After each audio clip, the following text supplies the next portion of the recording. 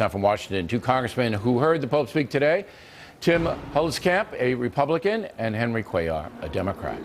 So, Mr. Cuellar, I'll begin with you. Did the Pope appeal for open borders with that statement, do you think? I don't think he did. I think what he talked about was we have to have something that's just and humane. I believe in immigration reform, but that doesn't mean that we should have open borders. Just something that we can treat people with respect. Because, like he said, we're all foreigners at one time, so we just got to have something that's just humane, how we treat people. Okay, but I think in the United States, Mr. Cuellar, right now, we do treat immigrants, both legal and illegal, in a humane manner. I mean, 12 million people are in here that shouldn't be, and many of them are working. Over 50% of those families are on some kind of government assistance. So are we not treating them in a humane way? Well, I slightly disagree with your premise there, but still, nevertheless, I mean, we still have to make sure that we secure our borders, do it in a humane way, in a just way. But I think we are doing it in a humane way. I don't know what the beef is. I don't know whether the Pope has a beef or he was just speaking philosophically. What do you think, Mr. Huelskamp? I don't think he was asking for open borders, that's for certain. But in the last year, America accepted about 1 million new immigrants to this country. We are the most inviting country in the world, and that's part of what the Pope addressed was, now, we are a nation of immigrants. He was the son of immigrants himself, and I think he was giving a compliment to the American people. But if he was, he didn't do it in a direct way. But the word just struck me in his presentation among immigrants, because I don't think Pope Francis would ever advocate breaking the law. So justice means you obey the law if the law is just, and I think immigration law is just, although a lot of people would disagree with that. Then the second thing I was very interested, Mr. Cuellar, to see is the family. Let me quote it. "Yet I cannot hide my concern for the family, which is threatened, perhaps as never before, from within and without.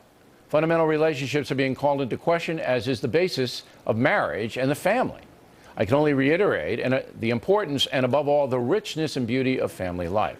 So why do you think that the Pope, Mr. Cuellar, believes the family is threatened? Well, certainly he does see the family being threatened. And again, how we see that threat, a lot of it times depends the political boxes that we put ourselves in. And but how do you see the threat? Well, let me finish. So he did talk about that. He talked about the importance of family and protecting life from the beginning to the end. That was my interpretation. And family is certainly something that we have to make sure. All right, but I don't understand what the threat is, Mr. Cuellar. What is the threat? He was very adamant there is a threat to the family. In your opinion, sir, what is that threat?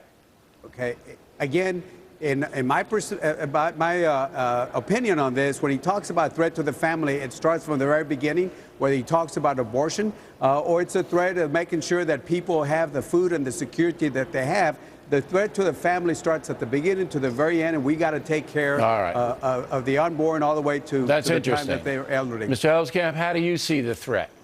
Well, I think that the Vatican, and particularly today, the Holy Father understands this radical redefinition of the family to include any type of pairing or grouping is destructive to the family. He also made reference to the issue of life, and he also referenced how the culture is declining, how it denigrates the family, and how public policies pull back from the family. So if you we want to restore culture. Do you see it as a slap against gay marriage legalization?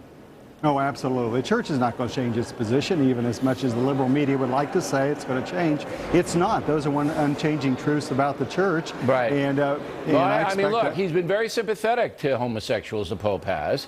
I did take it that way, too, that he doesn't want the traditional marriage be redefined. But I also took it this way, Mr. Cuellar. More than 70% of babies are born out of wedlock in the black precincts in America. And it's approaching, I think, 50% of all babies in America. And, father's not there. I mean, it's a disintegration of the family. Is that not what the Pope is concerned about?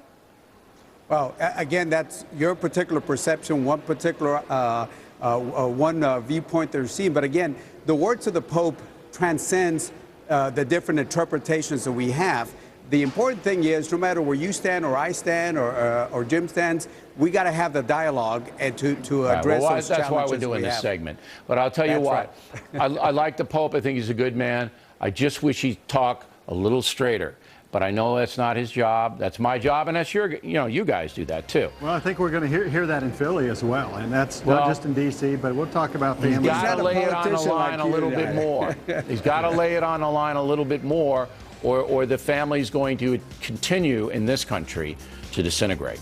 Congressman, thank you very much. And here are the results of our BillO'Reilly.com poll. We asked you, will you be following news coverage of the Pope's visit to the U.S.?